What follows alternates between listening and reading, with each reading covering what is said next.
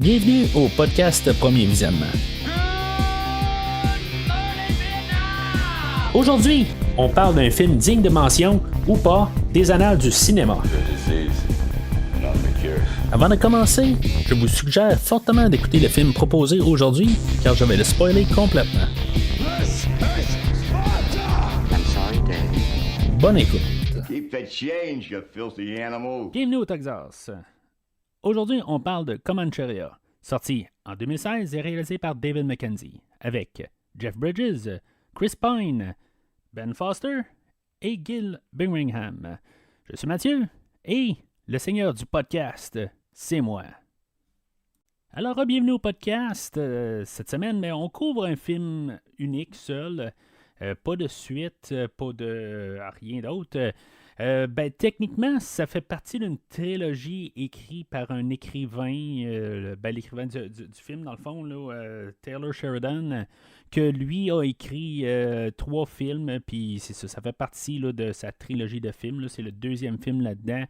Lui, cet écrivain-là, il écrit sur des comme les frontières américaines, puis dans le fond, c'est ça, c'est la 2e épisode là-dedans.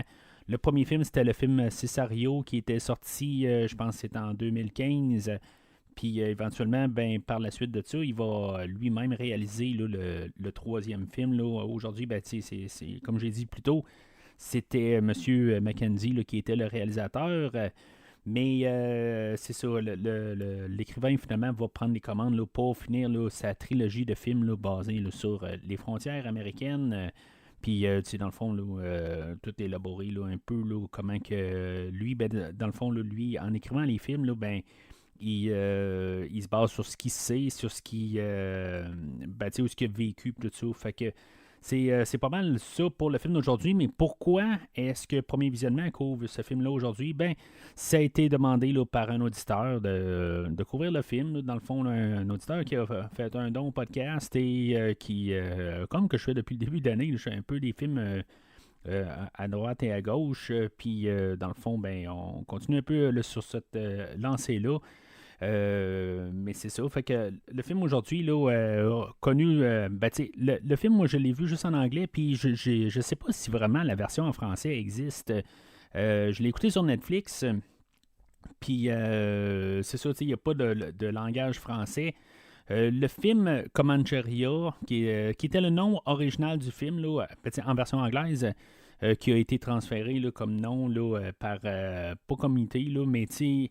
Dans les studios qui ont décidé qu'ils ont changé le nom là, par la suite, là, qui appelait ça Hell or High Water, qui veut dire peu importe qu'est-ce qui arrive, peu importe les circonstances, on doit aller de l'avant. Fait que ça a été comme voté à l'interne là, de changer le nom du film. Puis c'est ça. Quand M. Sheridan, là, qui écrit le film, a écrit le film, dans le fond, son inspiration originale, je pense, pour arriver au film, ça vient de la mini-série des années 80, là, 89, Lonesome Dove, que j'ai jamais vu, puis je pense jamais avoir entendu parler. Fait que, dans le fond, ça a été pas mal son inspiration.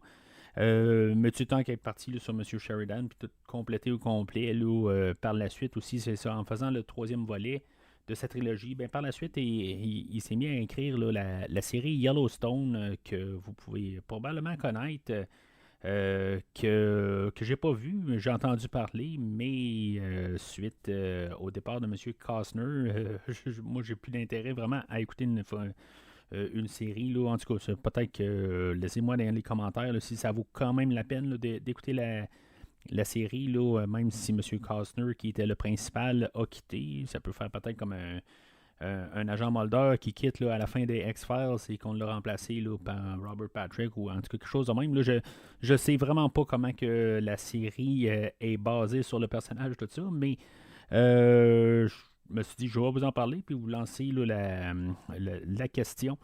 Puis donc, vous pouvez peut-être me répondre là, sur le post du podcast aujourd'hui.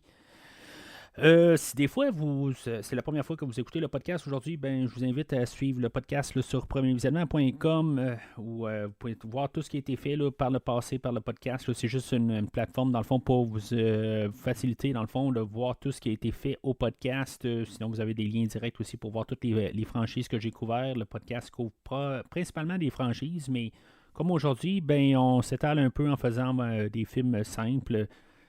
Chose que je fais de plus en plus là, cette année surtout. Là.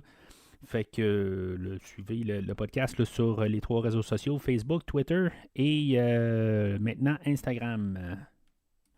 Alors, M. McKenzie, le réalisateur du film, c'est un réalisateur pas mal indépendant qui dirige sa propre compagnie là, de production. Je crois l'avoir vu genre juste un film, puis ça fait vraiment longtemps, là, Young Adam, là, 2003, en tout cas ça fait vraiment longtemps, là, je me rappelle plus vraiment de ce film-là, mais je suis même pas sûr de l'avoir vu au complet, là, en tout cas, il me semble que c'est avec Ewan McGregor, là, puis en tout cas c'est un film assez, c'est un film indépendant tout simplement, là, il me semble que c'était correct, là. Mais dans le fond, c'est lui qu'on va avoir choisi là, pour réaliser le film. Puis le film va avoir été fait là, sur un budget là, de 12 millions. Probablement plus pour juste les acteurs, puis avoir récolté là, pas mal 4 fois là, 3 fois dans le fond, le 38 millions. Va avoir récolté ça avant ayant eu aucune production pas production, là, mais d'argent là, mis là, des promoteurs. Parce que les promoteurs, ironiquement, ne voulaient pas vraiment d'un film qui allait à l'encontre des banques. Fait que, tu sais, c'était pas vraiment là, leur idée là, de vouloir promouvoir un film de même. Ils savaient qu'avec les acteurs, tous les screen tests qui avaient été faits au départ avaient été positifs, mais c'est ça, tu sais, à cause du sujet apporté là, dans le film, on a choisi là, de ne pas vraiment faire là, de grosses sorties, puis que dans le fond, là, tout le côté récolte box-office a été fait plus dans les petits cinémas de genre, si on peut apporter ça de même comme nom, là, mais pas vraiment à grande échelle.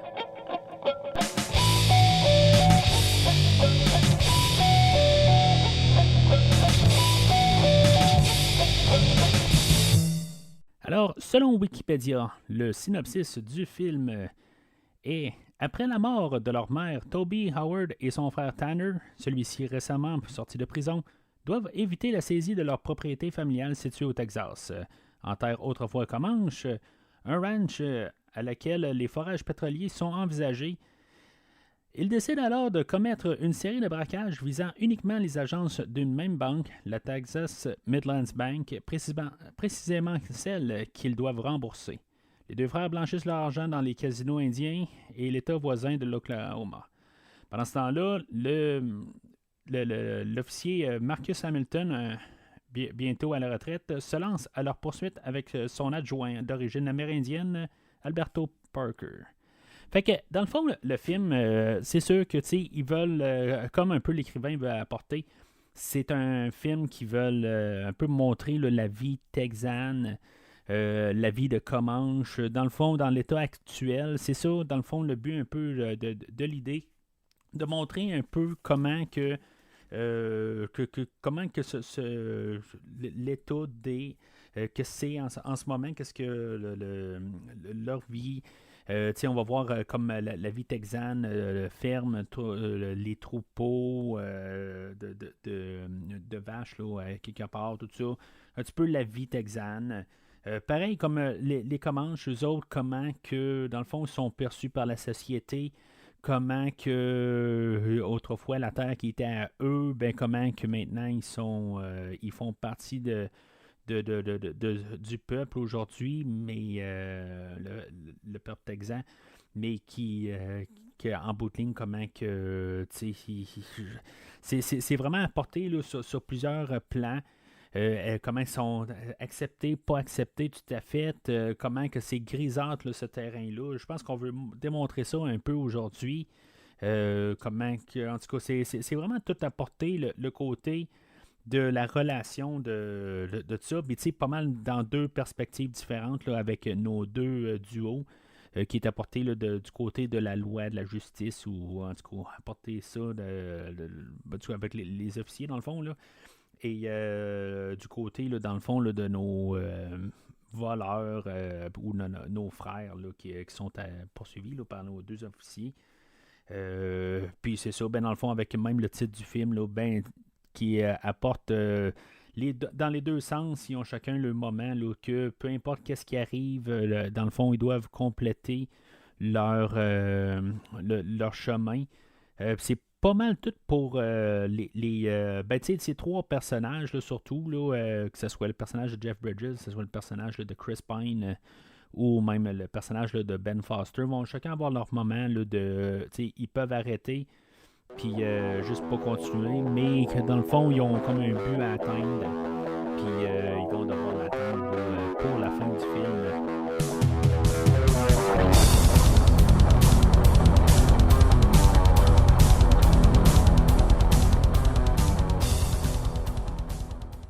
Alors, le film, c'est mon premier visionnement. J'ai pas vu le film avant. J'ai déjà vu peut-être le poster passer, quelque chose de même, mais j'ai pas été plus attiré que ça envers le film. Rien de. J'ai pas nécessairement là, de pensée négative à rien. Pourtant, avec tête d'affiche Chris Pine et Jeff Bridges, c'est quelque chose que j'aurais dû peut-être écouter. Mais c'est ça, ça a juste comme pas donné, puis juste peut-être qu'il est peut-être tombé une fois ou deux sur mon chemin, puis après ça, ben, j'ai pas insisté. Pas quelque chose qui veut dire que je n'aurais jamais écouté le film, mais en tout cas, fait que ben, l'avoir apporté là, pour le visionnage aujourd'hui, ben, c'est pas quelque chose que j'étais contre, mais c'est quelque chose que je n'ai pas vu, donc c'est ça, c'est mon premier visionnement. Le film ouvre où ce que là, on a tous les paysages du Texas. Puis tu sais, dans le fond, la caméra fait un genre de 360, nous montrer un peu là, qu'est-ce que l'entour là, de la banque de Texas Midlands a de l'air. Pour comprendre là, que dans le fond, il y a quelqu'un qui arrive au travail le matin, puis que finalement, ben, elle va se faire là, aborder là, par nos deux voleurs. Euh, Avant d'embarquer là-dedans, je vois tout de suite, tantôt j'ai parlé là, de l'éditeur du film, parce que tu sais, on voit tous les noms un peu, là, en tout cas une partie, puis on en voit un peu plus tard. Là. Je vais aborder ça tout de suite. L'éditeur en question, je n'ai pas parlé tantôt. C'est par Jake Roberts. Puis j'ai fait ma recherche suite à ça en voyant les noms passer un peu dans la production. Jake Roberts étant un lutteur là, dans les années 80, si ça vous dit quelque chose là, de Jake the Snake Roberts, en tout cas, en écoutant le film, je me suis dit, bon, Jake Roberts, je ne sais pas si c'est le fameux Jake the Snake, mais c'est ça, en tout cas. Anecdote de même. Puis en même temps, ben, tant qu'à parler de production, ben, je vais parler de la musique tout de suite pour nous garder un ton. C'est sûr qu'on a beaucoup de chansons de musique là, tout au long du film, mais c'est pas mal la musique là, est contribuée là, par un duo, là, par un groupe qui s'appelle Nick Cave and the Badlands. On a Nick Cave et son collaborateur là, dans ce groupe-là, Warren Ellis. Que eux autres, c'est ça, c'est des collaborateurs là, dans leur groupe. Puis c'est eux autres qui vont apporter la musique aujourd'hui, qui va être quand même assez important, je pense, qui va donner quelque chose. Tu sais, je suis pas un fan de country, pas du tout. C'est pas quelque chose qui marche là, dans mon lecteur. Par contre, comme que j'ai déjà parlé, là, je sais vraiment pas c'est dans quel film, là, même si la musique n'est pas mon genre, des fois ça l'aide à embarquer dans le film pour l'ambiance du film, des affaires de même. Puis je trouve que ce qui va être apporté là, d'un point de vue trame sonore et même pour le côté musical dans tout ce qu'on va avoir aujourd'hui, là, c'est vraiment fort en tant que tel. Puis c'est très important. Comme un film, là, comme Halloween ou n'importe quoi, là, je vais le nommer Halloween parce qu'on est au mois d'octobre, mais c'est l'ambiance, qu'est-ce que la musique apporte. Puis c'est quelque chose là, qui tu sais, avec tout le montage fait par Monsieur The Snake Roberts, ben, tout dans tout ça ensemble, ben, ça l'aide à faire la fluidité, la connexion de scène, tout ça. Fait que, en tout cas, c'est tout le côté collaboratif. C'est quelque chose que je vais apprécier tout au long du film. Là, puis même la cinématographie, là, la photographie là, du film qui est apportée là, par Giles Notgens, Notgens, en tout cas, je sais pas comment dire. Mais en tout cas, que j'ai pas vu rien d'autre de filmé par lui. C'est pas nécessairement un grand visionnaire, en guillemets, là. C'est correct, là, je veux dire, en tant que tel, pour les prises de vue. Mais c'est ça, c'est quand même, c'est apporté aussi par le travail là, collaboratif du réalisateur, puis de la musique et du monteur. Fait que c'est ça. Le film, il ouvre, dans le fond, là, dans notre premier vol de banque. On peut, en tout cas, c'est ça. J'étais là comme, bon, est-ce que ça va mal virer tout de suite ou pas mal virer? Qu'est-ce qui va se passer? Il nous laisse un petit peu là, dans une zone grisâtre au début où, ce que, dans le fond, on a la dame qui ouvre la banque. Puis que, dans le fond, on nous explique qu'elle, elle ne peut pas ouvrir les coffres. Il faut qu'elle attende M. Clausen, qui va arriver un peu plus tard. Puis que, tu sais, elle va traiter, là, je pense que c'est le personnage là, de Ben Foster, elle va le traiter de stupide. Puis lui, tu sais, dans le fond, il va avoir de la misère à le prendre. Puis, tu sais, on est là à se dire, bon, ben, tu sais, est-ce qu'ils vont la descendre? Est-ce qu'il va se passer quelque chose de plus sérieux? Tu sais, dans le fond, avec quoi qu'on s'en va avec ça? Même quand M. Clausen arrive, la scène va terminer là, où on va y casser le nez. Fait que c'est un peu brusque, tu sais, on reste quand même dans une, un côté grisâtre. Est-ce que quand il part, parce qu'on ne le voit pas quand il part tout de suite, là, ça va peut-être prendre 10 minutes là, pour revenir à la banque puis comprendre si, mettons, s'il y a un plus qu'un vol de banque qui a été effectué. Mais c'est ça, à quelque part, ben, c'est juste vraiment un vol de banque. Mais je me suis vraiment posé la question, est-ce qu'ils vont avoir descendu M. Clausen? Puis, dans le fond, ben, c'est ce qui va se sentir pas mal là, dans les premières scènes, où ce que, dans le fond, c'est ça, ils vont voler la première banque là, qui est euh, à Archer. Et après ça, ben, ils vont se ramasser à une deuxième banque, la ville de Olney, pour voler une deuxième banque. Où ce qu'il va y avoir un homme armé, là, puis que finalement, ben, ça va finir. C'est comme un petit peu plus dangereux chaque place qu'ils vont. Quelque chose qui va tout le temps être de plus en plus dangereux, de plus en plus risqué pour les deux frères. Puis c'est ça, à quelque part, c'est ça qui va toujours être de risquer plus. Puis c'est ça, à quelque part, ben, ça se sent qu'éventuellement, ça va virer au drame. Puis c'est combien de temps que ça va prendre pour virer au drame. Ben c'est ça, au début, ça se limite juste à des vols de banque, pas plus de violence. Quasiment le plus violent qui arrive, c'est la cassure du nez là, ben, le dirigeant là, de la première banque. C'est tout, ça se limite pas mal à ça. Tu sais, comme à la première banque, ben, il n'y a pas de caméra de sécurité. Dans le fond, elle n'est pas raccordée là, parce que dans le fond, c'est digital. Puis leur magnétoscope pour enregistrer, ben, ne fonctionne pas avec le digital. En tout cas, ils ont trouvé quelque chose, une raison peut-être là, pour pas avoir là, de vidéo. Mais c'est vraiment pour montrer là, qu'à chaque fois, ben, c'est de plus en plus risqué. Puis éventuellement, ben, parce qu'ils ne savent pas c'est qui, ils n'ont pas vraiment là, de portrait, rien, parce qu'ils autres, ils ont leur cagoule sur la tête. Puis en tout cas, ils savent pas là, c'est qui les voleurs. Puis, dans le fond, leur idée, c'est comme ils savent à quelque part en étant très tôt le matin. Ben, tu sais, très tôt le matin, c'est comme, je veux dire, souvent quand les portes ouvrent dans n'importe quel commerce, il y a toujours quelqu'un qui attend à la porte. Mais ça, c'est comme tous des petits villages.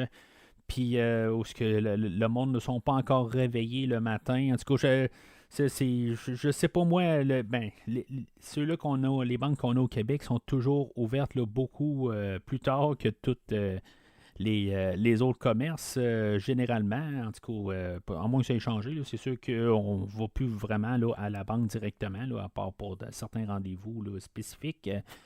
Aujourd'hui, avec les guichets automatiques, tout ça, normalement, tout est automatisé. Là, mais c'est ça.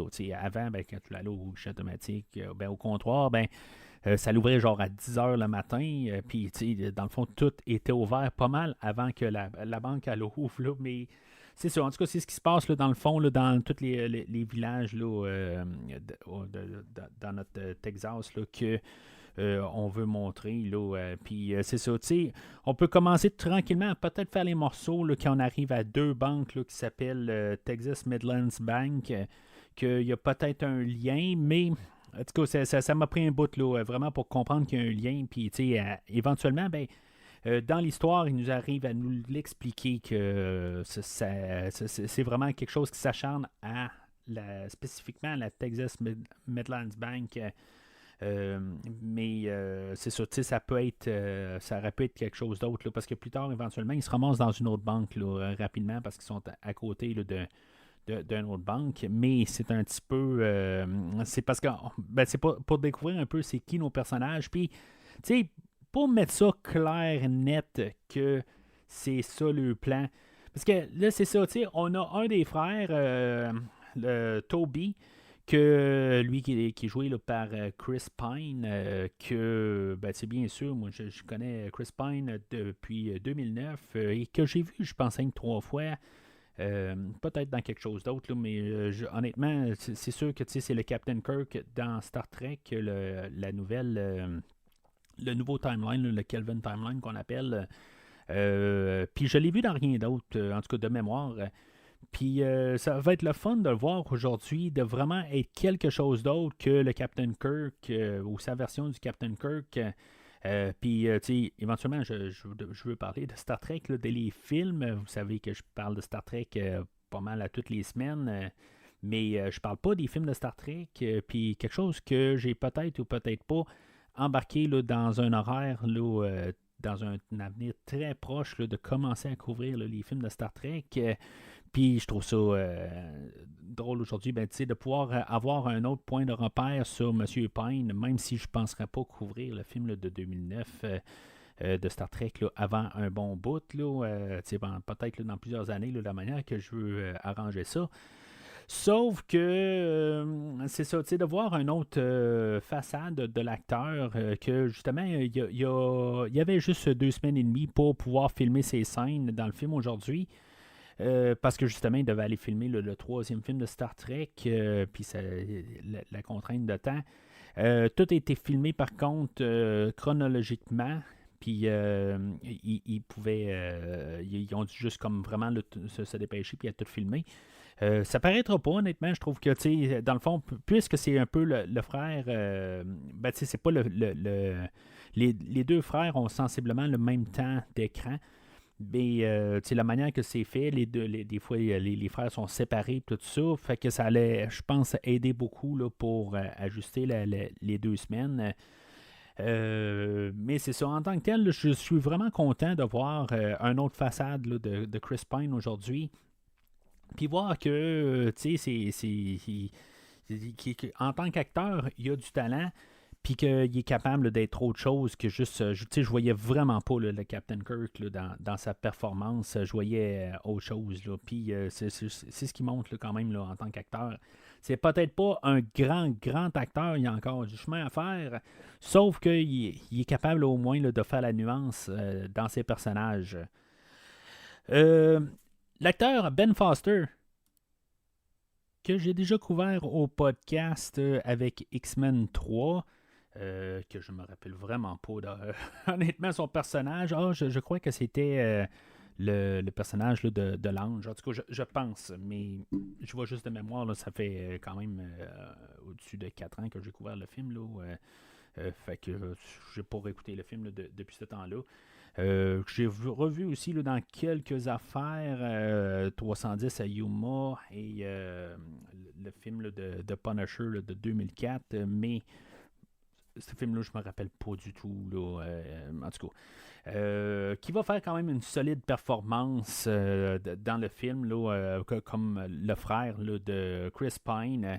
Lui, dans le fond, contrairement à son frère, que lui, sa vie est comme rangée, puis dans le fond, la motivation là, de Toby, c'est de pouvoir léguer quelque chose à ses enfants, malgré là, le passé là, n'y a pas vraiment un passé controversé en tant que tel. Tout va quand même assez bien, là, mais il est divorcé. Puis, dans le fond, il y a peut-être plus vraiment là, de direction. Il ne sait plus tout à fait où s'en aller. Mais au moins, il se dit je vais léguer quelque chose à mes enfants. Puis, au moins, peut-être que ce qu'il va dire plus tard, c'est que ben, il a été pauvre toute sa vie. Puis, ses parents avant lui. Puis, ses grands-parents aussi. Puis, tout ça. Puis à quelque part, ben, au moins de changer la tendance, que lui, il va peut-être encaisser le mauvais coup dans toute la lignée de sa famille, dans le fond. Puis finalement, ben, peut-être avoir un peu une meilleure vie pour ses enfants, dans le fond. Il va encaisser tout ça. Puis contrairement, ben, c'est ça, à son frère, là, Tanner, qui est joué là, par Ben Foster. Ben lui, il aurait descendu son père à quelque part pour probablement là, abus, puis en tout cas dans le fond là, que c'était pas une très très bonne personne et que finalement ben que c'est ça à quelque part ben il a fait 10 ans de tôle, ça fait un an qu'il est ressorti là, de prison. Et que lui, ben, c'est ça, il n'est pas nécessairement là, tout le temps, il est beaucoup plus impulsif que son frère. Généralement, quand il part tout d'un coup, là, un petit peu plus, ben, c'est moins pensé. Ce qui va souvent être une erreur. Ce ne sera pas trop démontré pareil, parce que c'est éventuellement, ben, c'est ça, il va faire un vol de banque sans son frère, tout ça, genre sur un coup de tête. Ça fera pas vraiment de dommages, mais en même temps, ben, ça va apporter là, la police un petit peu plus là, sur leur trousse, puis un peu plus, c'est plus apporter de danger envers eux autres.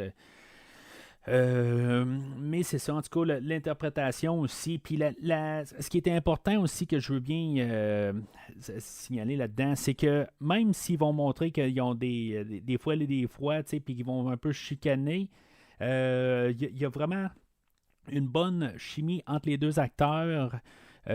J'achète vraiment ben, qui sont des frères. Là, je vais l'acheter vraiment là, de la manière là, qu'on a apporté le script. Dans le fond, ils s'en vont promener pas mal comme que deux frères vont faire, mais en même temps, ben, il y a un amour profond entre ces deux personnages-là. Je la jette vraiment tout le long du film. C'est ça qui puis, il n'y a pas de nécessairement là, il y a des chicanes, mais pas des choses bien profondes en quelque part. Je veux dire, ils se sont embarqués là, dans en guillemets, là, ce projet-là et de voler des banques, puis pouvoir régler là, plusieurs affaires pour leur avenir. Puis c'est principalement là, pour pouvoir ben, pour le personnage là, de Toby, puis pouvoir régler là, tout ce qui est dans le fond dans l'héritage euh, de, de, de leur mère là, qui est décédée là, un peu avant le début du film. Ben qu'elle, elle leur a légué une ferme, là, la maison familiale, mais cette maison-là, ben dans le fond, elle doit encore de l'argent à la banque, et c'est ça, dans le fond, ben, eux autres veulent régler ça, puis que finalement, ben, tu sais, éventuellement, sachant que ils peuvent exploiter leur terrain pour parce qu'il y a du pétrole qui est exploitable, fait que ils savent qu'en faisant ça, ben, ils vont pouvoir devenir, ben, changer là, pas mal là, l'avenir des choses. Alors, c'est là qu'on a l'introduction de l'officier Marcus et de l'officier Alberto. Euh, L'officier Marcus, joué par nul autre que Jeff Bridges, que j'ai déjà couvert au podcast et que je vais recouvrir au podcast dans probablement au moins deux podcasts là, dans la prochaine année, je crois bien. Euh, que dans le fond, c'est ça. Ben, pour moi, comme si mettons, vous avez entendu parler là, ben, vous avez entendu mon podcast là, avec Christophe là, sur King Kong 1976, vous savez que ce film-là est très cher pour moi. Alors, ben c'est ça. C'est dans le fond, Monsieur Jeff Bridges, que j'ai pas toujours beaucoup suivi en tant que tel, mais quand il est là, je veux dire, j'apprécie. C'est toujours comme le haut point là, du film. L'acteur est nominé 7 fois aux Oscars et aurait été récompensé juste une fois, ce qui me surprend quand même beaucoup pour le film Crazy Heart, je pense, là, de 2009, là, en tout cas dans ces eaux-là. que j'ai vu, là, mais c'est vraiment là, quand même assez limité là, dans qu'est-ce que j'ai vu là, quand même là, de Monsieur Bridges. Mais c'est ça, tu sais, dans le fond, là, je suis en guillemets, dans une rétrospective on and off de M. John Carpenter. Fait qu'éventuellement, je sais que je vais recouvrir, je vais couvrir pour la première fois au podcast là, le film Starman, que je laisse mes pensées pour le podcast en question.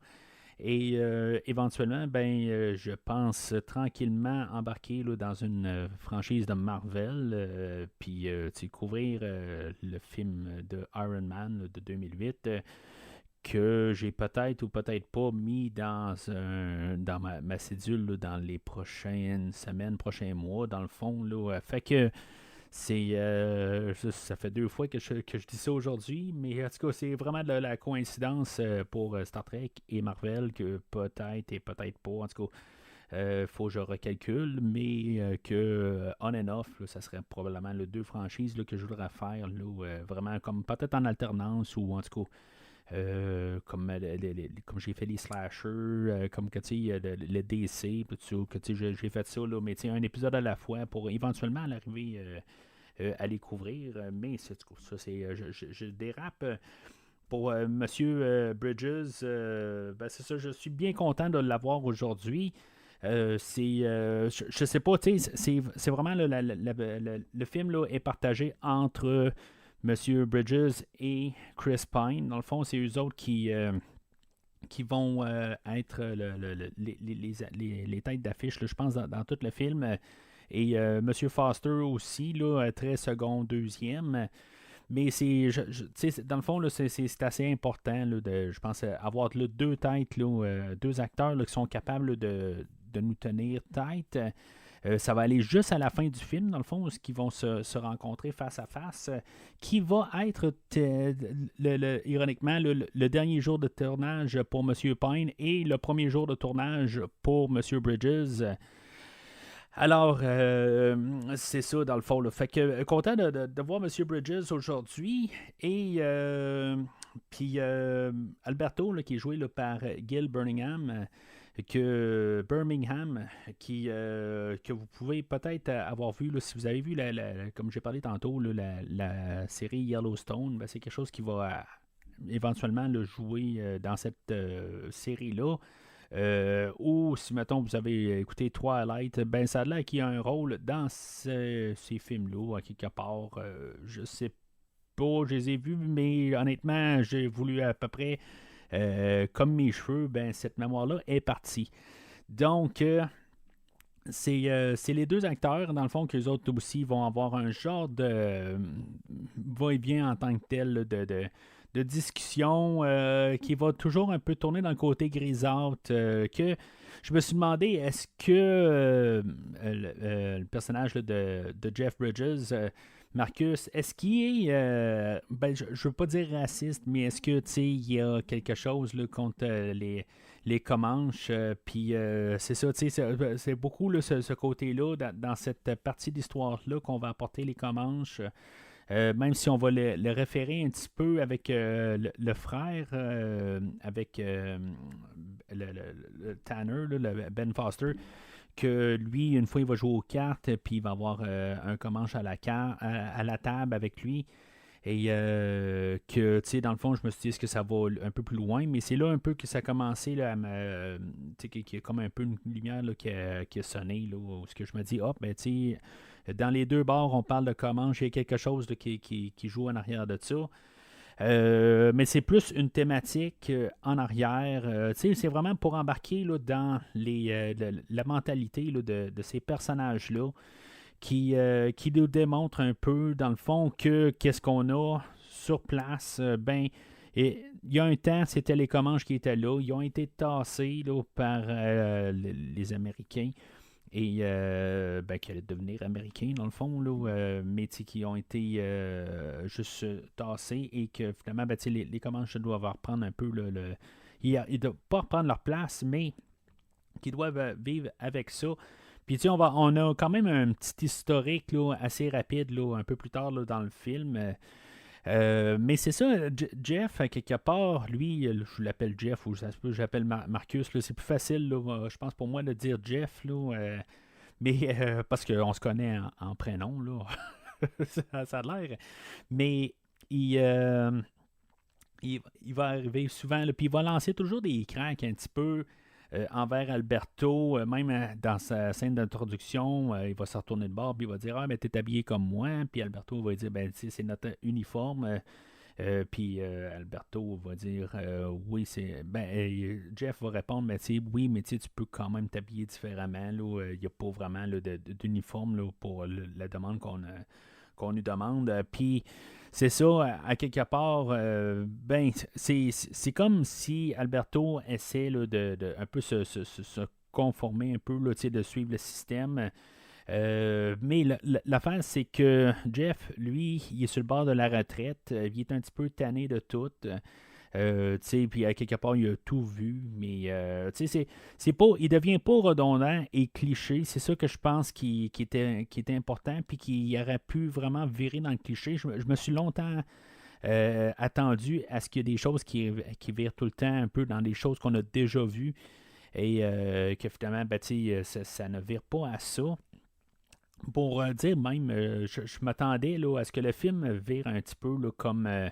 Il y a un film, là, je me rappelle pas exactement là, le nom du film. Là, c'est Un monde meilleur, ou quelque chose de même là, avec Kevin Costner, où ce que dans le fond, c'est un petit peu le même principe, où ce qu'on a Clint Eastwood, je pense, qui est à sa poursuite et que finalement, ben, ça finit tragiquement. Là, puis je m'attendais que ça soit un peu ça là, comme idée. Là, Kevin Costner, lui, là, dans le fond, il a comme accidentellement, je pense, kidnappé un garçon. Je me rappelle pas s'il est autiste ou quelque chose de même, là, mais il y a quelque chose. Je l'ai vu juste en vidéocassette là, une fois qu'il était sorti là, en quelque chose comme en 1992. Là. En tout cas, si ça vous dit quelque chose, mais je m'attendais un peu à un genre de remake de tout ça, un peu. Je pense que c'est pas nécessairement bien loin de tout ça dans le film aujourd'hui, mais c'est pas un film complètement comme ça, là, on s'entend. Mais c'est ça, à quelque part, l'idée, là, c'est que toute la relation entre les deux officiers, ben c'est ça, tu sais, à quelque part, il est toujours en train d'y lancer des cracks. Puis là, c'est ça, il y a un bout, je me dis, bon, ok, il blague avec, mais est-ce qu'il y a comme un peu un côté là, de réalité, puis il en veut un peu? Le personnage de Jeff va évoluer là, pendant le film, puis tu sais, dans le fond, lui, il s'attend à ce que ça soit sa relève, puis c'est ça, tu sais, à quelque part, ben, ça ne sera pas le cas. Lui, dans le fond, là, il reste 3 semaines, puis après ça, ben, il va pouvoir passer à autre chose. Puis il est comme en train là, de juste comme savourer un peu là, ces 3 dernières semaines. Mais c'est ça, il veut faire un peu là, sa place aussi là, envers Alberto, puis qu'en bout de ligne, ben, tu sais, là, il y a quelque chose un peu. Il n'est pas tout seul, les deux sont sur la route, sont en train là, d'essayer là, d'investiguer là, sur nos deux voleurs. Puis c'est ça, ils vont se ramasser là, les deux endroits là, qui ont volé au début. Je saute un petit peu dans le timeline là, parce que j'ai pas encore parlé vraiment là, de ces cas-là, mais je vais revenir à nos deux frères un peu plus tard. Ils vont se demander aussi là, plus tard où est-ce qu'il va y avoir une autre banque qui va être mêlée là, de le vol. Puis ils vont continuer à investiguer. Puis ils vont supposer là, qu'il y a une banque plus loin, qu'il est fermé dans le fond, là, cette banque-là qui est à la ville de Coleman, qui est fermée, mais ils vont quand même se planter devant, pensant que nos voleurs vont se pointer à cette banque-là. Ça là, j'ai pas tout à fait compris pourquoi ils vont se planter devant cette banque-là, sachant qu'elle est fermée. Mais parce qu'en bout de ligne, il n'y a aucun but à se pointer à une banque fermée. Là, il n'y a vraiment aucun but. Là. Fait que eux autres, ils vont attendre là. Mettons qu'ils auraient découvert à quelque part que cette banque-là était fermée, éventuellement, ben là, ça aurait été autre chose. Mais c'est ça. c'est comme ils savent déjà. Là. Fait que, tu sais, pourquoi qu'ils attendent là? Il y a un moment qui est quand même assez plaisant un peu à voir là, en même temps. Tu sais, pour aider, je pense aussi là, à la côté, là, la vie texane. Qui se ramasse à un restaurant en face, là, le T-Bone Café, puis la serveuse, c'est elle qui commande, c'est elle qui est sur place, c'est son restaurant. Ben, je sais pas si c'est elle qui est propriétaire, mais c'est elle qui sert depuis quelque chose comme 25 ans, elle dit, ou 40 ans, quelque chose de même. Puis elle dit que tout le monde qui est rentré dans le restaurant, eux autres, c'est ce qu'ils prennent. Ils prennent un T-bone avec des patates. Puis la seule affaire que, dans le fond, qu'ils ont comme option, c'est est-ce qu'ils veulent avec du blé d'Inde ou sans blé d'Inde, puis remplacer ça par des pois verts.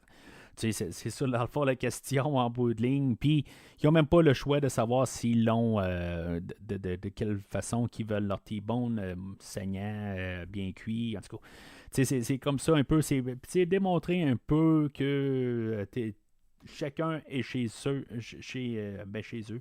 Puis que, dans le fond, là, sur le territoire d'un autre là, quand il arrive. Il y a eu un caméo aussi là, de l'écrivain en question, là, M. Sheridan, que je parlais un peu plus tôt. C'est lui qui, dans le fond, qui mène la troupe de vaches là, ou de bœufs qui traverse la rue là, à cause d'un feu. Ben, c'est l'écrivain en question que je parlais là, un peu plus tôt là, dans le podcast. Fait que c'est ça. Dans le fond, là, on va laisser là, les deux officiers là, tu sais, dans les hôtels et tout ça, où dans le fond, ils se chicanent tout le long pareil. Ben pas chicanent, là, mais où ce que dans le fond, Jeff veut prendre comme le contrôle. Dans le fond, là, c'est lui qui est là. Puis c'est ça. Dans le fond, il veut. C'est pas, on dirait qu'il veut vraiment écœurer Alberto, mais il veut montrer qu'il a sa place. Puis comme quand ils sont à l'hôtel, ben. Alberto écoute un programme religieux, puis Jeff il dit non, j'écoute pas un programme religieux, tu vas écouter qu'est-ce que moi je veux écouter, parce que c'est moi qui tu sais, c'est mon poste, c'est moi qui décide. C'est un peu ça.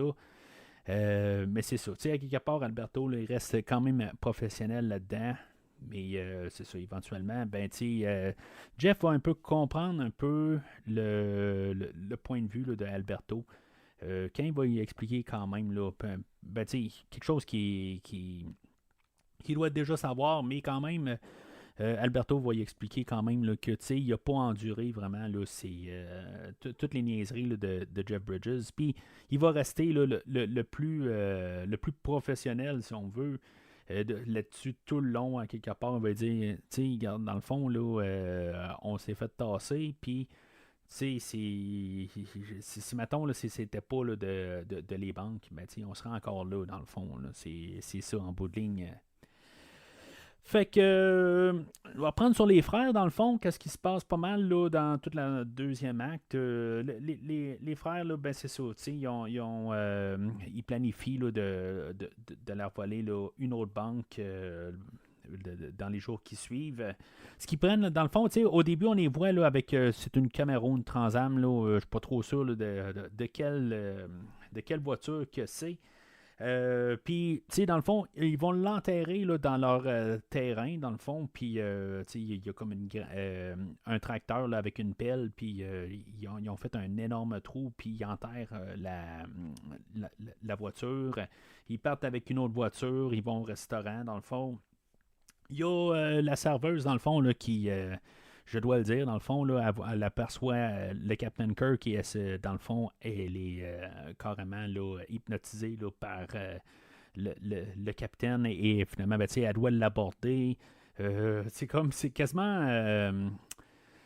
C'est quasiment trop à quelque part, là, où c'est pour ça que je dis vraiment le Captain Kirk, c'est pour ça que, je veux dire, elle arrive, puis, je veux dire, elle est prête à y ouvrir une porte, là, puis, peut-être que la dame, ben, c'est ça qu'on peut comprendre aussi, là, que, c'est une mère célibataire, puis, ils ont besoin, là, d'un... je sais pas, ils ont laissé un pourboire là, de 200$ à la dame. Je crois que c'est par la suite de tout ça, mais c'est ça, à quelque part, il y a quelque chose un peu, puis elle va prendre un peu son côté un peu plus tard. C'est sûr que 200 pièces vu de même, tu sais, à quelque part, tu veux pas nécessairement là, être méchant envers la personne là, qui t'a donné un bon pourboire. Mais c'est ça, à quelque part. En tout cas, parenthèse de même, rendu en 2023, quand on met le pourboire sur une... le pourboire là, de 15% là, sur n'importe quelle facture, ça semble tout le temps être un pourboire de 200$ maintenant, là, mais en tout cas, retournant en 2015-2016, c'était quand même une somme, mais en tout cas, c'est du sarcasme. Mais c'est ça. Fait que pendant qu'ils sont en train là, de finir de manger, dans le fond, le personnage de Tanner, là, joué par Ben Foster, lui aperçoit qu'il y a une banque en arrière, puis Toby vient de parler, là, dans le fond, là, de qu'est-ce qu'il devait encore à son ancienne femme, dans le fond, puis qui doit qui est en retard là, dans ses paiements là, de garde, dans le fond. Et que Ben, lui, là, il va aller voler là, la banque en face. Ce qui m'apporte, dans le fond, à la commis qui est à la banque, dans le fond, j'ai regardé l'actrice, puis je me dis, elle me dit quelque chose, puis je suis pas mal sûr de l'avoir couvert au podcast. Ben, c'est l'actrice, dans le fond, là, qui a joué là, dans le film de Prey, que j'ai couvert l'année passée ou l'autre année avant, là, le dernier film de Predator, puis que dans le fond, je pense qu'il y avait pas mal une thématique un peu avec les Comanches, tout ça. Je pense que même ce film-là, on pouvait l'écouter en Comanche comme langage. Fait que tu sais, c'est comme un peu tout, c'est la boucle quelque part, là, peut-être, là, tout ça. Mais c'est ça, à quelque part, c'est juste un petit peu parce que c'est juste pour avoir un petit extra. Ce qu'on va comprendre, pareil, là, c'est pas une somme astronomique là, comme montant là, qui vont quand même voler. Là, c'est plusieurs milliers de dollars. C'est pour ça que le FBI veut pas partir à leur poursuite. C'est pas assez. Là, c'est pas quelque chose là, qui est assez. Dans le fond, ça doit être la police du coin là, qui doit s'occuper là, de nos voleurs, tout simplement. Ce que j'aime par contre, c'est quand M. Foster qui sort de la banque, Chris Pine, dans le fond, là, lui, il s'en rend pas compte du tout. Il est pas. Je veux dire, lui, il sort du restaurant, puis dans le fond, il s'en va tranquillement à la voiture. Puis là, Tanner, son frère, il se met à crier. Il fait part la voiture, tout ça, on s'en va, tout ça. Chris Pine qui se met tout d'un coup courir, il comprend qu'est-ce qui vient de se passer. Alors, mais en voyant Ben Foster, dans le fond, courir, il y a plein d'argent qui s'envole dans le fond, là, parce qu'il est comme parti les bras pleins, puis dans le fond, sans aucune organisation. L'argent, elle revole partout. Mais c'est ça, en tout cas, j'ai trouvé ça bien drôle. Je pense que c'est pas mal le seul moment drôle du film. En tout cas, je veux dire, c'est un petit peu. C'est vraiment ridicule de voir ça. Pour un film qui est quand même assez sérieux. Il y a des moments peut-être plus léger un peu, mais c'est ça, pas dire que c'est un peu drôle. En tout cas, celui-là là, m'a quand même assez fait sourire là, de voir là, qu'il vole de l'argent, mais en même temps, il est en train d'échapper quasiment à moitié, là, en train de se rendre à la voiture. Mais c'est ça, fait que eux autres, ils vont partir de là. Ce qui est étonnant là-dedans, c'est que dans le fond, le personnage de Chris Pine, lui, il a organisé ça dans le fond là, pour que ça marche étape par étape. Il veut pas se faire pogner.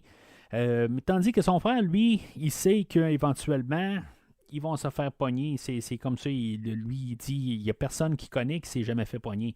C'est sûr qu'il est en prison, à quelque part, probablement que les gens en prison, ils disent qu'ils se sont fait pogner. C'est pas mal sûr. Il n'y a personne qui est pas. Ben, en tout cas, c'est ce qu'ils disent à quelque part, là, qui sont pas coupables. Là. Mais le côté, c'est quand même le côté là, de. Évidemment, ils se sont fait coincer à quelque part. Là. C'est ça que je vais en venir à dire. Alors, tu sais, puis là, à quelque part, je me dis, il s'arrange pour se faire pogner. À quelque part, il laisse un peu trop de traces. Il est négligent aussi. Puis c'est ça qui fâche un petit peu Chris Pine.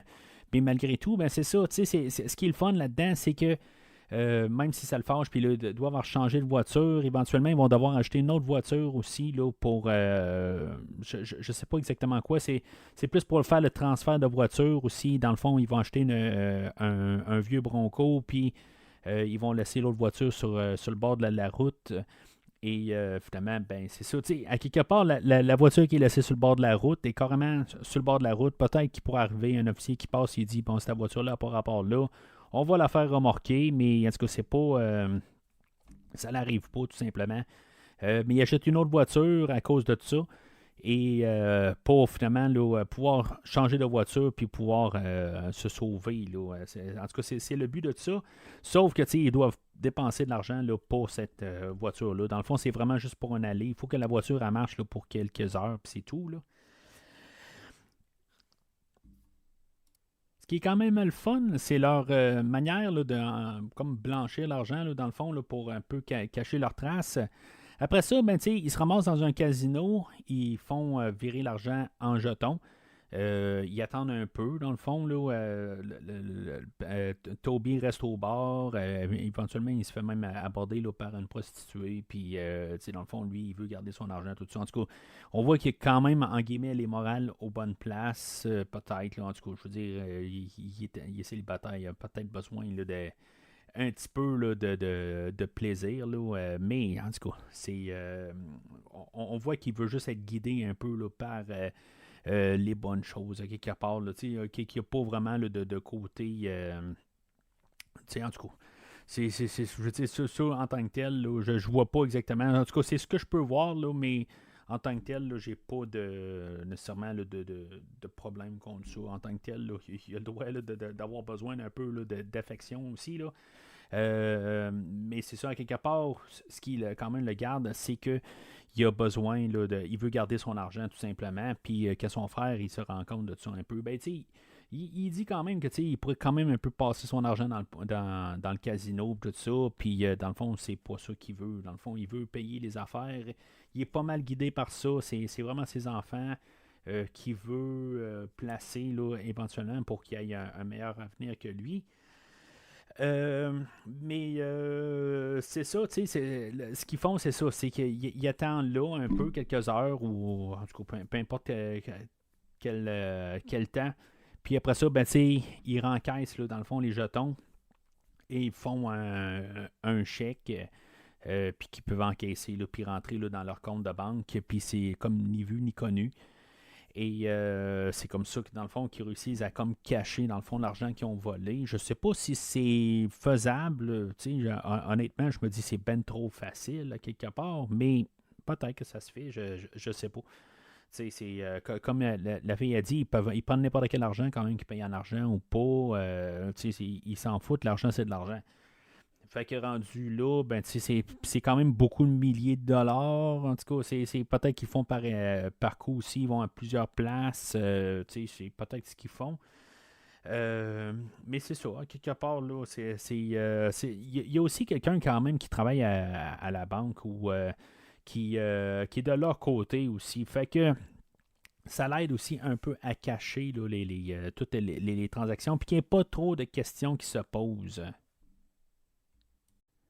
Alors, on arrive pas mal là, au dernier acte. Nos officiers, ben Marcus déduit que la banque qui observe, qui est fermée, ben tu sais, que nos voleurs vont pas se pointer là, à Coleman. Dans le fond, nos frères, eux autres, je pense qu'ils ils savent pas, dans le fond, que cette banque-là est fermée. Ils arrivent là, à une banque là, dans un village, là, Jayton, je pense que ça s'appelle que finalement, ben, tu sais, qui est fermé. Puis c'est ça, dans le fond, ça démontre là, qu'ils ne savent pas exactement. Sauf que les officiers, eux autres, ne peuvent pas savoir s'ils savent que c'est fermé. Là. Fait que ils vont comme par déduction. Dans le fond, il y a 7 banques par la Texas Midlands Bank.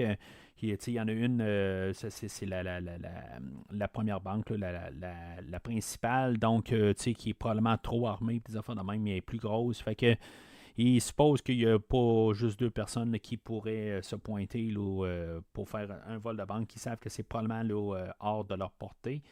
Puis de toute façon, depuis le début, ils sont toujours en train là, de viser une petite banque. Fait que ils écartent la première banque. Ils savent que sur les 7 banques, dans le fond, les 2 premières ont déjà été attaquées. Il y en a 2 de fermées et qu'il y en a une autre là, qui est à Childress, que elle est trop grosse aussi. Le village est trop gros. Fait que, et par déduction, ben, ils savent que la banque qui est à la ville de Post ben, serait probablement là, la prochaine cible. Mais c'est ça. Fait que, ils déduisent ça le matin même que finalement nos frères arrivent à la banque de Post. Dans le fond, ce qui c'est produit, dans le fond. Eux autres, ils attendaient à la banque de Coleman. Puis nos frères allaient à la banque de Jayton, puis c'est ça, ils se rendent compte qu'elle est fermée. Puis là, on va aller à Coleman. Puis en chemin, ben, Tanner arrive et il dit ben là, regarde, on va aller à la pause à la place. Puis on va essayer de faire les deux, on va se faire un peu plus d'argent, tout ça. Puis Toby va arriver, il va dire ben non, c'est parce qu'on va arriver là, à l'heure de dîner là, à, à la ville de Coleman, puis c'est pas ça qu'on veut faire. Des fois, il va y avoir ben trop de monde. Fait qu'il arrive au village de Post, puis c'est ça, justement. C'est pas l'heure du dîner, puis c'est pas l'heure de pointe, mais en tout cas, il y a déjà beaucoup de monde. Je dirais que le vol de banque, c'est pas tension, dans le fond, là, en tant que tel. Là, c'est un petit peu moins organisé, c'est beaucoup improvisé, mettons. Mais le fait que c'est une petite banque, ben ils peuvent. C'est pas le même déroulement là, qu'une grande banque, là, pareil comme qu'on a vu là, dans le film de tension là, avec Al Pacino et Robert De Niro. Là. Mais je veux dire, j'aime quand même le petit côté là, de. Je veux dire, c'est une petite banque, c'est pas la manière que c'est apporté. Là, c'est quand même efficace, tout ça. Puis je veux dire, on sent un peu là, de tension là-dedans. Au travers de ça, ben, la fille qui texte, il y a une fille qui texte là, pour dire à son père là, que la banque est sous. Ben, qu'il y a des voleurs, dans le fond. Elle, c'est la personne là, qui a choisi. Qui est l'assistante là, le casting director, là, la personne là, qui embauche les acteurs, là, qui est chargée là, de trouver les acteurs pour le film. C'est un genre de caméo, on peut dire. Mais c'est ça, quelque chose qu'on pouvait s'attendre là, éventuellement, qu'on est toujours en train là, de risquer gros à chaque fois, puis on risque tout le temps un petit peu plus. Ben, éventuellement, ben, c'est ça qui arrive. On sait que finalement, il va se passer un drame éventuellement. On ne l'avait pas vu au début, puis ils ont se posé des questions, puis éventuellement, ben, est-ce que ça allait être la fille au comptoir de l'autre banque là, en face du restaurant? Finalement, il ne s'est rien produit. Puis on avait même une fois où ils sont arrêtés, là, une station-service, où il y avait il y avait 2 jeunes qui sont arrivés là, avec une voiture, puis qui cherchaient un petit peu de trouble là, avec de la bonne musique qui jouait, et que finalement, ils cherchaient un petit peu le trouble, puis je veux dire, essayer là, pour de juste acharner un petit peu là, le personnage de Tanner. Et que lui, le conducteur, il sort un fusil là, un petit peu là, pour genre montrer là, que tu gardes, moi j'ai un fusil, là, que si maintenant tu veux faire des niaiseries, je vais te tirer.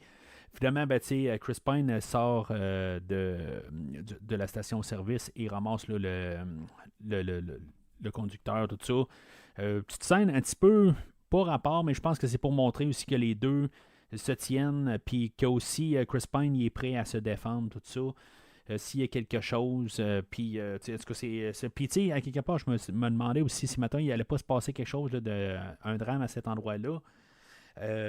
Mais c'est à quelque part aussi, ils vont parler là, du Dr Pepper et le Dr Pibb. Un breuvage que je bois pas, là, je sais même pas si on en a ici là, au Canada. Mais la blague, là, c'est que dans le fond, c'est une genre pas une révolte, là, mais c'est pour une manière là, tous les Texans ne boivent pas autre chose que du Dr Pepper parce que le Dr Pepper vient du Texas. Fait que c'est un petit peu là, juste pour dire qu'on est au Texas puis on boit du Dr Pepper. Fait que c'était pas mal ça pour toute la scène un peu. C'est juste pour rajouter, je pense, là, de la culture là, texane au film. Mais c'est ça, à quelque part, ben, on savait qu'éventuellement, là, à force là, de tous ces petits incidents-là, éventuellement, quelqu'un allait se blesser ou, pire que ça, que finalement, ben, quelqu'un allait se faire tuer. Et c'est ce qui arrive dans le fond. On a le gardien de sécurité que lui, éventuellement, qui arrive puis qui essaie là, d'arrêter là, les deux frères. Lui, il va se faire tuer là, royalement, quelque part. Là, je ne sais pas exactement. C'est parce que la manière que c'est filmé, c'est pas très clair. C'est comme s'il s'est mis à sortir son fusil puis à courir dans un passage. Et Ben Foster s'est juste mis à tirer dessus. Je pense que le gardien de sécurité n'a pas nécessairement là, la formation pour ça ou avait pas la formation. Là, je pense que c'est le bon terme à dire plutôt. Puis quelque part, il a juste paniqué tout simplement. Puis il y avait quelqu'un, dans le fond, un des otages, que lui, il était armé et que, dans le fond, il a voulu se défendre et que finalement, ben, encore une fois, le personnage là, de Ben Foster va descendre l'otage en question. J'ai quand même assez. Je me suis rassuré là, de savoir que c'était bien le personnage de Tanner parce que ça se produit tellement vite que je pensais que peut-être les deux frères allaient devoir tuer quelqu'un. Mais non, c'est vraiment le personnage de Tanner qui va descendre là, les deux personnes. Ils vont partir de là, mais à cause de la fille qui a texté, genre le père est en dehors. Supposément que peut-être que la fille est rentrée et que dans le fond, son père l'attendait à l'extérieur. Fait qu'ils vont se ramasser avec une poursuite là, de 5 camions qui vont poursuivre nos deux frères. Là-dedans, Toby a quand même reçu un projectile. Fait que lui, il est blessé, mais c'est une balle perdue, mais qui n'est pas fatale, dans le fond. Il va quand même réussir assez rapidement là, à se replacer. Mais, à quelque part, il faut qu'il fasse quelque chose. Mais c'est ça, à quelque part. Là, il est quand même touché, puis il perd du sang. Fait que éventuellement, le personnage, là, ils vont arriver à l'intersection là, où ils ont leur voiture, mais juste un petit peu avant de ça, ils doivent laisser le Bronco, là, puis à quelque part, puis ils doivent aussi semer là, les 5 voitures pour pas qu'ils voient justement dans quelle voiture ils part avec. Il va y avoir une scène assez badass, dans le fond, là, de Tanner, que lui va sortir une genre de carabine, puis comme tirer sur les 5 voitures qui les poursuit. Selon ce que je peux comprendre, dans le fond, il y a une technique qui est utilisée. C'est vraiment, dans le fond, si tu sais qu'est-ce que tu regardes, tu vas comprendre, mais tu sais, quand tu es comme moi, puis tu connais absolument rien en arme à feu, à part un fusil, puis un revolver, puis je veux dire un magnum, puis, je sais pas, un AK-47 ou un M16, ça se limite pas mal à ça en tant que tel, de ma connaissance. Il doit y en avoir une coupe d'autres. Ah oui, un Walter PPK, bien sûr, mais à part de ça, là, je connais pas bien d'autres choses. Mais en tout cas, dans le fond, il va utiliser une technique, dans le fond, pour tirer. Puis que dans le fond, il laisse tout le temps une balle dans le chargeur qui aide à faire la rapidité. J'avais remarqué par contre que je trouvais que c'était assez rapide pour recharger tout ça. Mais c'est ça, en tout cas, il y a quelqu'un qui a vraiment compté toutes les balles et tout ça, puis que dans le fond, il laisse tout le temps une balle dans le chargeur et que ça facilite dans le fond le rechargement plus rapide. Mais c'est ça, à quelque part, là, on dirait vraiment un Terminator qui sort et qui se met à tirer sur les voitures. Et que finalement, c'est ça, toutes les autres voitures vont se retourner de bord et se sauver. Puis nos deux frères vont partir et changer leur voiture. Mais ça va être le moment décisif un peu. Puis, on va pas éternaliser ça. On va pas mettre la grosse musique dramatique dans le fond. Puis, dans le fond, où nos deux frères vont se séparer. Et que finalement, c'est le moment où ils vont se dire regarde, moi, je vais prendre, dans le fond, de la police qui va me courir après, ça va être sur mon dos. Puis, dans le fond, tu vas pouvoir partir de ton bar. Fait que Toby, lui, va partir là, dans sa voiture, il y a une lumière brûlée. Et je signale ça parce qu'il va arriver à un contrôle routier. Puis, dans le fond, même, il va se faire demander ses cartes, même s'il y a le côté là, qui saigne comme tout. Il a réussi à se laver les mains quelque part, puis pas tout. Je veux dire, à quelque part, il est plein de sang. Je sais pas comment il a fait pour tout se nettoyer, puis pas, dans le fond, tout salir son permis de conduire, tout ça. Tu sais, une goutte de sang quelque part, là, ça, je veux dire, ça aurait paru tout de suite, là, en tout cas. Je sais pas, tu sais, il y avait des wipes quelque part dans sa voiture, je sais pas exactement là, comment, là, parce que je me suis dit, c'est logiquement impossible qu'il réussisse à tout bien se nettoyer là, avec ça. Là. Tu sais, je veux dire, c'est trop, c'est trop apparent quelque part. Là, tu sais, je veux dire, il saigne. Là, fait que réussir à se nettoyer puis à tout cacher, là, c'est un peu, c'est très peu probable. Et avec la police, dans le fond, qui perd un peu son temps, puis de commencer à demander le permis de conduire. Puis la voiture qui ne veut pas repartir, je me suis dit, tu sais, il y a plusieurs affaires qui font que la voiture elle pourrait être arrêtée pour n'importe quelle raison. Et finalement, ben, ça n'arrive pas, hein, quelque part. Il n'y a aucune raison. La voiture a l'air comme avoir comme un 2 secondes de délai avant de finalement partir. Puis, ben, c'est ça, à quelque part, Toby réussit à sommer là, toute la police et à partir là, de son côté. Pendant que finalement, ben, son frère Tanner, lui, ben, c'est ça. Dans le fond, il va essayer là, d'attirer toute la police avec lui parce qu'en même temps, il y a la police, la voiture qui a été utilisée là, pour faire le vol de banque. Dans le fond, il va la détruire. Là, il va monter une butte, puis dans le fond, il va tirer le break à bras. Puis dans le fond, la voiture va reculer là, dans d'autres voitures de police. Mais il va avoir quand même gardé là, un fusil là, de tireur d'élite avec lui. Je ne sais pas si c'était le même fusil que tantôt, puis c'est juste comme une genre là, d'option différente dessus. Là. Ça, j'ai pas remarqué ça. Mais il va quand même tirer un peu partout. Là, est-ce qu'il voulait être meurtrier? C'est sûr qu'il compte ses balles, tout ça, mais quelque part, il y a une balle qui va finalement là, tuer là, Alberto. Je m'attendais pas tout à fait à ça. J'avais peur un peu au cliché du policier qui doit arriver à la retraite. Puis je pense que c'est ça qu'on voulait apporter. Le policier à la retraite, que finalement, il meurt juste comme au dernier jour. C'est un cliché, mais en même temps, c'est quelque chose qui arrive dans la vraie vie, quelque part. Ça arrive plus souvent là, que pas. Là, ça a l'air, en tout cas. Ben, peut-être pas pour plus de chance, là, mais vous comprenez ce que je veux dire. Ça arrive quand même assez souvent là, comparativement là, à ce qu'on peut penser. Puis que c'est pas nécessairement un cliché. Mais c'est ça.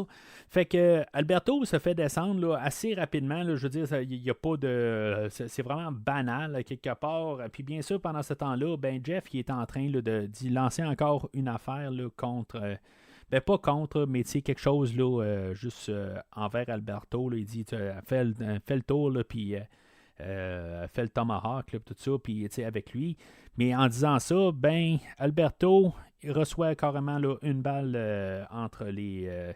Ben tu sais, je pense que ça y rentre dans l'œil, là, ça y rentre carrément là, dans la tête. Et il meurt sur le coup, instantané. Ça brasse quand même Jeff.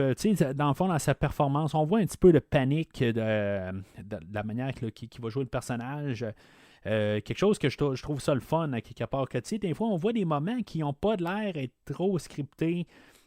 Puis, dans le fond, ça n'a pas l'air d'être une performance. C'est juste comme, il est un petit peu en panique. Il y a comme un petit cri qui lâche que j'ai quand même aimé. Fait que, éventuellement, ben, il va faire le tour avec un des policiers, là, que lui, il a ses carabines. Puis, il va y emprunter sa carabine. Même s'il y a quand même là, quelque chose comme 500 verges là, comme distance, éventuellement, ben, le personnage là, de Jeff va descendre de Tanner. D'un coup, tout simplement. Il n'y a pas vraiment là, de grosses fusillades. Ben, la fusillade est que finalement, ben, que Tanner essayait là, de tirer tout le monde, faire peur aux gens. Ben, c'est ça, éventuellement. C'était peut-être un accident d'avoir tué le personnage là, d'Alberto. C'était peut-être pas quelque chose là, qui a visé. Là, c'est juste, ben, quelque part, il y a il y a une cible sur son ben, il y a comme un télescope là, pour montrer où ce qu'il tire. Fait que il y a pas c'est un peu attendu qu'il allait tirer quelqu'un. Quelque part, là, il ne tirait pas là, dans le beurre.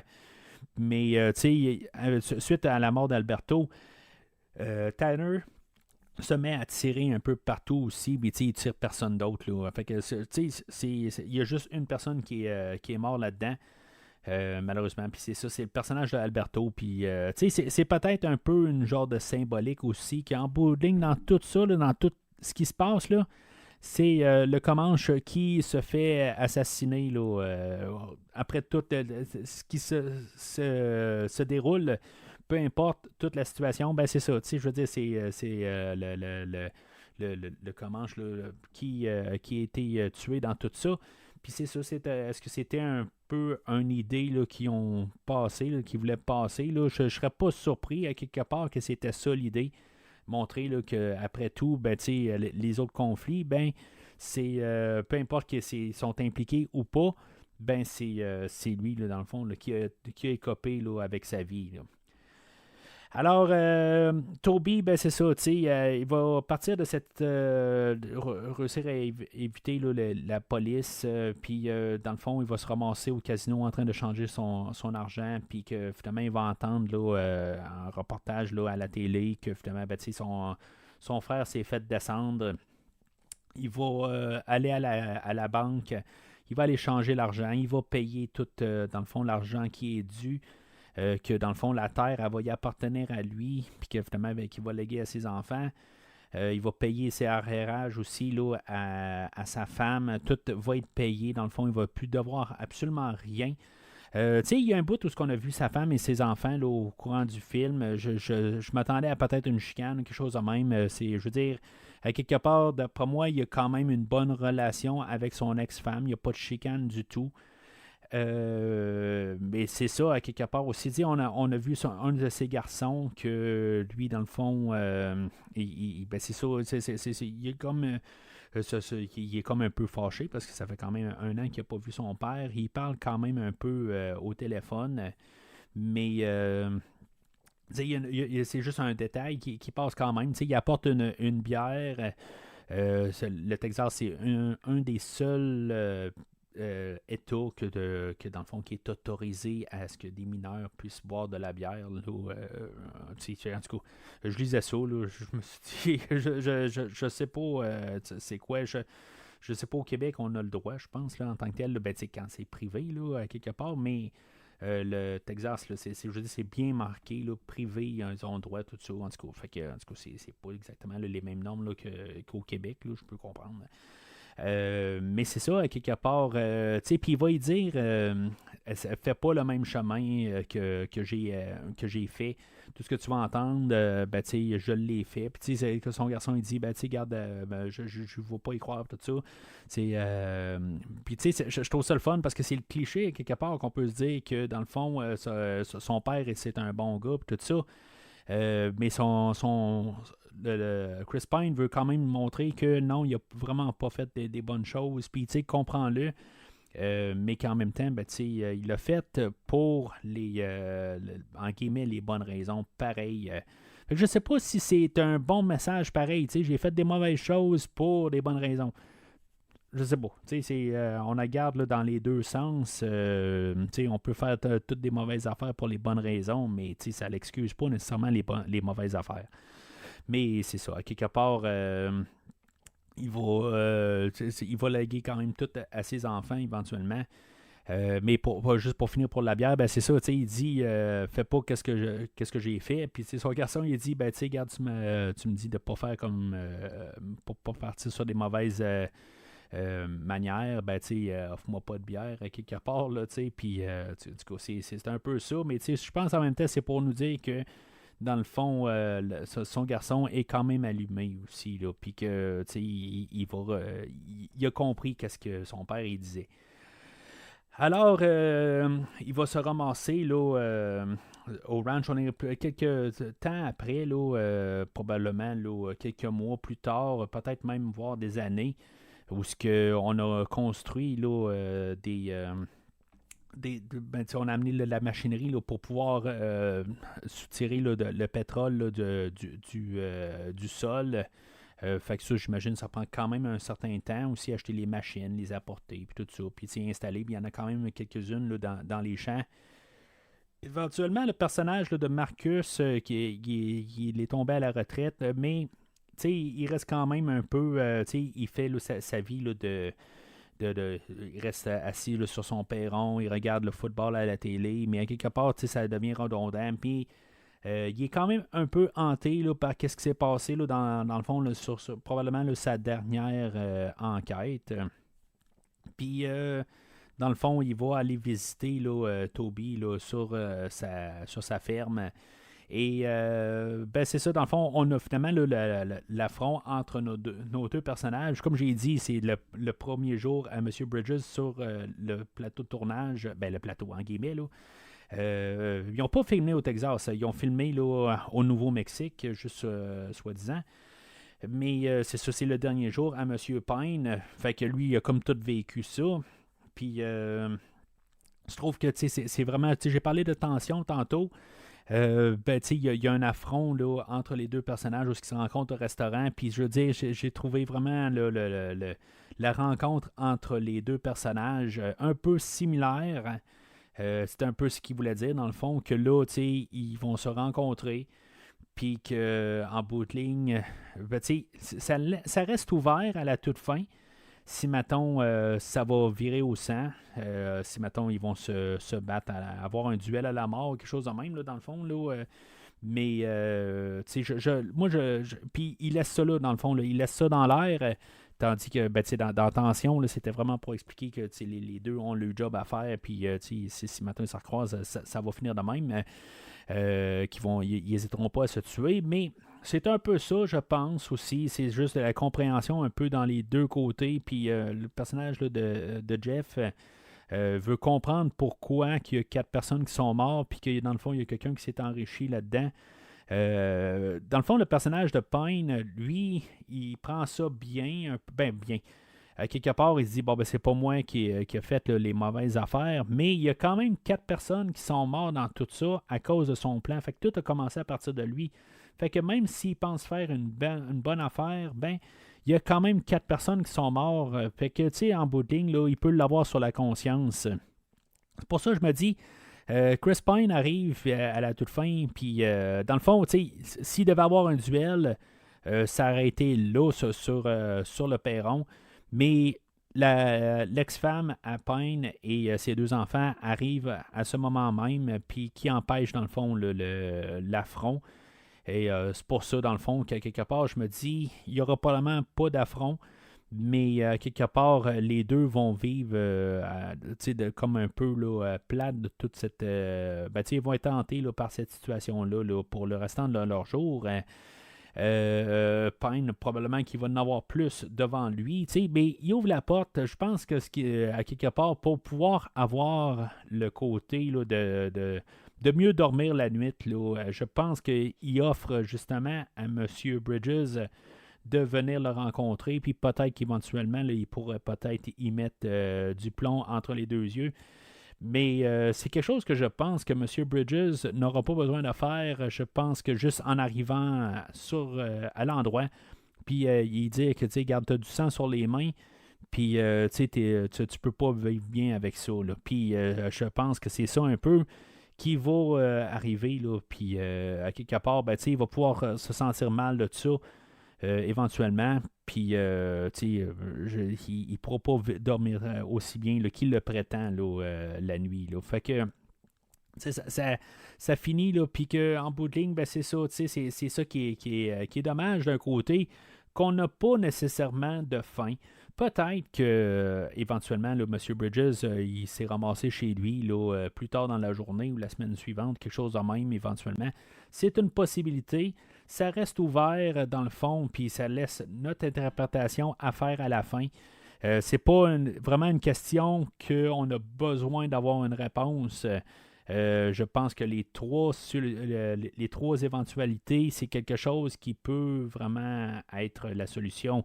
Pine qui se fait descendre finalement par M. Bridges, ou M. Bridges qui se fait descendre, ou que finalement, ben, il n'y en a jamais eu de rencontre. Puis moi, je vais pour ça, dans le fond, il n'y a pas de rencontre, tout simplement. Là. Fait que même s'ils disent qu'ils vont le faire, ben, il n'y a pas de rencontre. Puis je pense que c'est la meilleure manière là, de finir le film. Mais c'est ça, fait que Le film est dédié là, aux parents là, du réalisateur qui sont décédés pendant le tournage du film. J'ai pas d'informations de savoir comment ils sont décédés, mais c'est ça. Dans le fond, ils sont décédés là, pendant le film. Et ils ont. Tu sais, ça a l'air qu'il y a plusieurs. Là, sur les plaques de voiture, ça a l'air qu'on a les initiales, une coupe de place dessus, là, en tout cas, le nom des parents. Fait que le film finit pas mal là.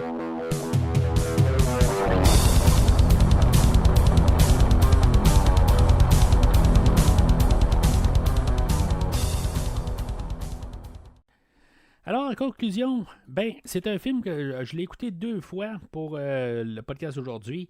Puis c'est un film que j'ai vraiment apprécié là, voir pour les acteurs, pour la chimie qu'il y a entre les acteurs. J'ai à peu près rien à dire là, en côté négatif dans le film. Tu sais, je veux dire, j'aime pas mal tout ce que j'ai vu. J'ai pas vraiment remarqué de longueur. Je veux dire, j'ai embarqué, puis je trouve que c'est un film. Ben, c'est peut-être pour ça aussi on a eu, il a été oscarisé là, pour. Il a été nominé, excusez, pour son montage. Puis c'est un film qui avance tout le temps. Puis même au deuxième écoute, là, c'est quand même assez rapproché. Puis je veux dire, j'ai pas ressenti aucune longueur. C'est un film qui est très bien monté. J'embarque avec les deux groupes là, de personnages. Puis c'est monté là-dessus, dans le fond, c'est ça la force du film. C'est nos 4 personnages principaux. Dans le fond, l'interaction qu'ils ont là, de chacun de leur côté. Là, mais c'est ça.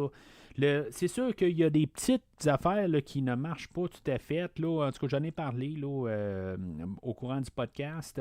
Mais c'est pas vraiment important. Là. En tout cas, j'ai compris le but, là, dans le fond. Là, comme surtout là, le côté pourquoi qu'ils passent toute une nuit devant une des banques qui est fermée. Ça sert à quoi? À quelque part, il n'y a aucune logique là-dedans. Mais tu sais, c'est juste pour donner du temps. Parce que s'il serait planté en face là, de la banque à Poste, ben, il aurait pu quand même arrêter sur place, puis s'arrêter directement, là, dans le fond, là, la fusillade sur place. Puis ça devait donner du temps à nos 2 officiers là, de venir là, d'ailleurs. Là. En tout cas, ça je l'ai compris pourquoi, mais ça n'a pas de sens dans qu'est-ce qu'on va apporter. Là. C'était un peu une contrainte là, qu'ils ont faite, là, qui ne marchait pas tout à fait, là, mais c'est correct. Là. Honnêtement, là, c'est pas important pour moi. Là. C'est vraiment comme un peu là, les relations entre les personnages. De comprendre un peu l'environnement aussi. C'est pas juste les personnages, c'est l'environnement, c'est le tout d'un film comme ça aujourd'hui qui fait que c'est vraiment le plaisant à écouter. C'est pas un film qui est pour tout le monde, ça je peux le comprendre, mais puis je veux dire, même si on aurait mis beaucoup de production en arrière, je pense que ça aurait resté quand même un film assez limité, pareil. Je veux dire, c'est pas un film là, qui est pour tout le monde, là, éventuellement. On dit que les promoteurs ne voulaient pas non plus là, arriver puis me faire montrer là, les banques comme les grands machins. Mais c'est ça, à quelque part, c'est pas juste ça aussi. Je pense que c'est pas tout le monde. Là, je veux dire, c'est pas un film que tu amènes ta famille à voir, des affaires de même. Ça fait qu'il aurait fait quand même là, des dollars limités. Fait que c'est ça un peu là, que je peux voir là, avec le film d'aujourd'hui. Mais en tant que tel, là, mis à part là, les petits détails comme j'ai parlé, c'est un film qui est vraiment là, remarquable à écouter. Un film que je vais probablement revisiter là, dans un futur éventuellement. Et que je suis bien content, là, dans le fond, là, qu'on a dû, en guillemets, me payer pour l'écouter. Là, mais je veux dire, honnêtement, là, c'est le meilleur des deux mondes là-dedans. Honnêtement, là, je suis vraiment content là, de ça là, pour ce film-là. Euh, le film, ben, c'est ça, comme j'ai dit, là, suite spirituelle avec le film là, que l'écrivain a finalement là, réalisé, là, le film là, High Water, que River High Water, je pense, quelque chose non, excusez, Wind River, que le film que l'écrivain a réalisé plus tard. Fait que, tu sais, ben, je pourrais peut-être arriver là, puis m'informer là-dessus. Mais c'est ça, à quelque part, éventuellement, là, je veux dire, il n'y a pas de suite, tout ça. Là, c'est ça qui est merveilleux aussi. Là, à quelque part, là, on aurait pu avoir finalement la confrontation entre les deux personnages. Tout ça, il n'y a pas de ça. Là, c'est une suite spirituelle. Là, c'est pour ça que je ne le couvre pas nécessairement au podcast. C'est juste une idée. C'est comme John Carpenter puis sa trilogie là, je ne me rappelle plus comment il l'appelle, là, mais l'Apocalypse Trilogy, puis que je vais couvrir les films de Carpenter, mais c'est pas une trilogie de films en soi connectés. Là. Mais c'est ça, je serais intrigué quand même là, de Sicario, je ne l'ai pas vu, puis j'aimerais quand même éventuellement l'écouter, mais je sais aussi qu'il y a une suite, puis tout ça, en tout cas. Je sais que ça avait bien été reçu, là, mais je serais intrigué quelque part là, de voir la suite. Puis, dans le fond, les 3 films sont très bien cotés. Fait que peut-être au futur du podcast, des choses là, que je voudrais couvrir. Mais il y a tellement de films que je voudrais couvrir aussi. Là, fait que je ne veux rien promettre, mais ça pourrait être une éventualité au podcast, je veux dire. Mais c'est ça, comme j'ai dit. Il y a vraiment trop de films aussi, puis des choses là, que je voudrais couvrir. Comme la semaine prochaine, dans le fond, là, ça va être encore la suite là, du Don. Dans le fond, là, ça va être un autre film là, que j'ai déjà vu, par contre. Le film Drive avec Ryan Gosling. Le film est basé sur une histoire, une nouvelle, en tout cas, ou un livre. J'ai pas encore lu le livre, bien sûr, je vais le lire pour le film, dans le fond, pour pouvoir un peu embarquer dedans. Et le livre a une suite aussi. Dans le fond, en tout cas, sur Audible, ils ne sont pas très longs, me semble. C'est 3-4 heures chaque livre. Fait que je vais apporter, dans le fond, les détails, dans le fond, pour la suite aussi. C'est quelque chose que j'ai mis là, dans mon queue. Puis, dans le fond, c'est quelque chose que je vais vous parler la semaine prochaine. Dans le fond, l'histoire comparée avec le livre et un peu là, d'aller où l'histoire va. Mais c'est un film que j'ai vu juste une fois, fait que c'est très flou un peu. Là. Je sais que ça joue un peu là, avec des idées grisâtres que quand j'ai parlé là, du film là, de Nightcrawler. Je me rappelle pas là, du nom exactement, là, mais en tout cas, je pense que c'est le nom en anglais, c'est Nightcrawler, mais en tout cas, il y a d'autres noms. Il y a un autre nom aussi, tout ça, là, en tout cas. Avec Jake Gyllenhaal, que j'avais plus ou moins aimé. Là, je pense que j'y avais donné un jaune. J'avais été un petit peu plus froid un peu sur ce film-là. Mais Drive, je me rappelle avoir aimé ça à l'époque. Mais, en tout cas, on verra bien là, aux prochaines écoutes. Puis, être un petit peu plus... je ne veux pas paraître hautain, là, mais peut-être être un petit peu plus éduqué ou plus réfléchi, là, surtout avec le podcast. Là, comment ça m'amène à penser là, depuis les plus de 5 ans que je couvre les films. Puis voir si ce film-là est aussi bon que dans ma mémoire. C'est un film que je voulais revisiter peut-être aussi parce qu'il était plus expérimental, plus indépendant. Puis voir si, mettons, c'était aussi bon que je me rappelais. Mais c'est ça. Dans le fond, je vais vous arriver avec mes pensées là, la semaine prochaine. Mais entre-temps, c'est ça. Vous pouvez suivre le podcast sur les réseaux sociaux Facebook et ou Twitter, comme que j'ai parlé un peu plus tôt. Puis bien sûr, maintenant, Instagram. N'hésitez pas à commenter sur le film d'aujourd'hui. Qu'est-ce que vous pensez du film? Je veux dire, est-ce que, dans le fond, Sicario et le film là, de River, quelque chose, la suite, dans le fond... Wind River vaut la peine, là, je pense que c'est avec le Eagle, en tout cas l'archer là, dans les Avengers, son nom ne m'en revient pas là, en ce moment, là. Mais en tout cas, n'hésitez pas à commenter sur les réseaux sociaux puis me dire si maintenant ce serait quelque chose que vous aimeriez que je couvre dans un futur. Mais sinon, d'ici le prochain épisode, je vais vous fâcher et je vais aller voir du Dr. Pibb.